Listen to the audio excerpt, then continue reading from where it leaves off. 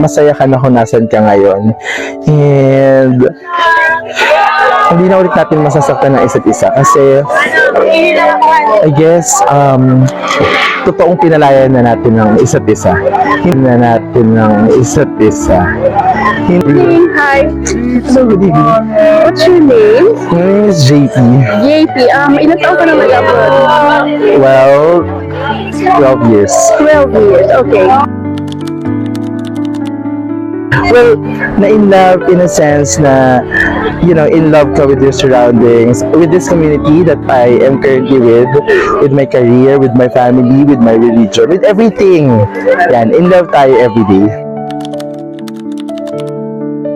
Oh, tough. I think kagabi lang. Yeah, dito mo to. Pwede ba yun? Yun, kagabi lang. Okay.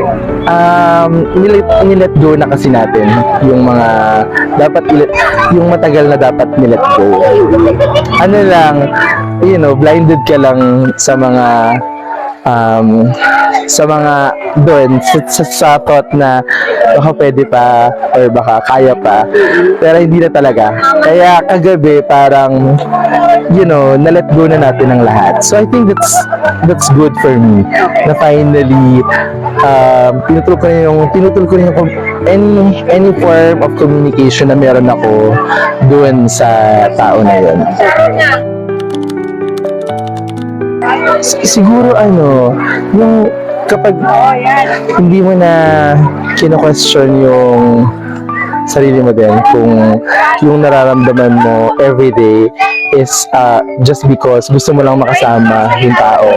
Kung hindi, ang nararamdaman mo lang everyday is overwhelming and full of true love from that person na walang nire-require na kahit na nakapalit or in return. So yun, masasabi ko that it's true love kapag everyday nasasabi mo din sa sarili mo na yung nire-receive mong pagmamahal from let's say family or kung sino man ay genuine. Kasi may mga pagmamahal na, you know, mafi-fake talaga tayo, and eventually naman pagka na-realize natin that it's fake, alisan ka agad natin yun, di ba? My gosh, I think pumunta ako ng kung nasaan siyang country. Oh, ginamit ko yung 1 month leave ko for that. So, isang buwan ako nakatambay dun sa country na yun kung nasaan siya. Pero nagpunta ako sa wala. Pero okay lang. Ang mahalaga ngayon, lahat ng mga naranasan in the past, you know, the pains na naranasan. Ngayon, I think, unti-unti na siyang nag-heal. I don't know, for some reason parang pakiramdam ko nagagamot yung mga wounds na meron akong naitago ko for the longest time of my life. Mas marami ititira mo sa sarili mo.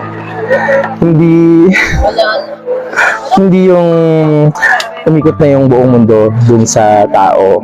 Kasi at the end of the day, may kanya-kanya tayong isip, may kanya-kanya tayong puso't damdamin. So, yung sa akin, dapat mas malaki yung percentage na naiwan for myself kasi hindi naman, you know, tomorrow is never promised. So, dapat laging magtitira sa sarili mo. Mas malaki yung itinitira mo dapat sa sarili mo kaysa dun sa taong mahal mo.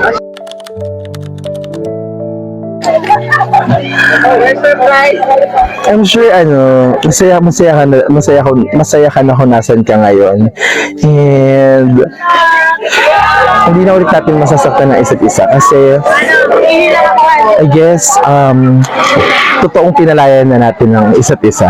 Hindi na yung kunyari ang pagbabalaya. Ito totoo na to na, you know, we're free from the past, and yung pag pinakawalan natin yung isa't isa ngayon, masasabi natin na masaya tayo parehas, at wala na tayong regrets from the past. So move forward tayo parehas kahit siguro sobrang layo natin sa isa't isa, no. I'm sure ikaw magpo-proceed ka din sa life mo with your career there. Ako din dito move forward din ako. And I'm sure parehas tayo magiging masaya para sa isa't isa. Masaya para sa isa't isa.